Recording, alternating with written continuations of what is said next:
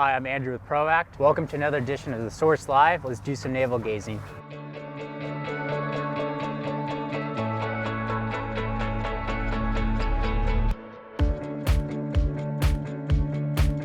Sunkist is a cooperative. Sunkist has actually been in existence since 1893, so we are over 125 years. The co-op is owned by growers like myself. You have to be a grower to be a member of the co-op. And then the board of directors elects a chairman annually. And chairman pretty much takes a 5-year commitment. And so this is my 4th year being chairman of Sunkist. We've just about got everything. I mean, if you love citrus, this is the time of year to be in the valley here right now. These happen to be navel oranges, but right on the other side of the drive there's some blood oranges. Right over on the other side up here, we have some mandarins. All of those varieties are available right now. Lemons, we're picking lemons here in the valley as well. Seedless lemons, regular lemons. I mean, there's just quite a selection of citrus going on everywhere. The peak season starts in January, but right now we are at the top of the peak of the season. And so from the start, we are right now going into March. March and April are the ideal times to be eating citrus. Yeah, this year here we were blessed with a larger size fruit. And so in that case there, you can easily see that, I mean, you've got fruit like this, which would be a size 40. You've got fruit like this, which would be about a size 72, a little bit closer to an 88. And food service typically wants something like this, about a 113. You can look in the bin here and you can see, well, my gosh, there just aren't that many. So we're gonna have to hopefully get food service to be more drawn to the size 88s if we can. What caused the larger sizing?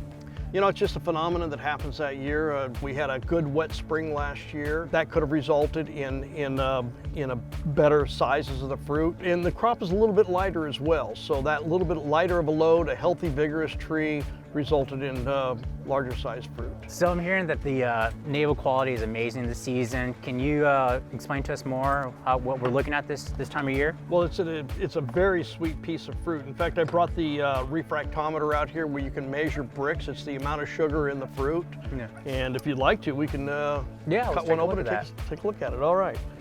So let me cut one open here. If you want to you pick one. Oh, that's a nice looking piece of fruit. All right, we're gonna cut that open, and then we're going to squeeze a little bit of juice. If you lift that up, there you go. We'll squeeze the juice on. Oops, got it. Got juice on there. Go ahead and close it. Look at the light. You want to try to get it up as much in the light, and you'll see the line. Yeah, 13%. 13 bricks. 13. All right, yeah. So that is measured in degree bricks, which would actually does turn out to be percent. It's 13% in that juice. There's 13% sugar. 50, 60 years ago, Sunkist was primarily navel oranges, lemons, valenches, specialty type fruit. Really wasn't popular. I mean, there were a few tangerines, but the real popular fruit at that time was navels and valenches primarily. Right. Over the last 50 years, we've seen a tremendous change, go more towards specialty fruit. In fact, we're just walking into a blood trees here. These are a little section of the block that we have here where we're growing bloods. And it's a variety that's been around for quite a few years, but it has become a very popular variety. You can see, let me grab one right here. You can see they start to develop a bit of a blush on them. Yeah. And the internal color of these things is just phenomenal. We'll cut one open here. So if you're ready, look at that. Wow, look at that color. That is just now. This is, again, I mentioned earlier, what causes that color is a flavonoid known as anthocyanin. And very considered to be very high in antioxidants. And again, I mean, as I mentioned earlier, you know, you put that into a salad at dinner time and it just makes the salad beautiful. Taste that. You will definitely get a hint of raspberry in that. That's delicious, wow. Yeah. And this is right now the peak time of the year for these things. They're just absolutely gorgeous. I love them. And how long does this season last into?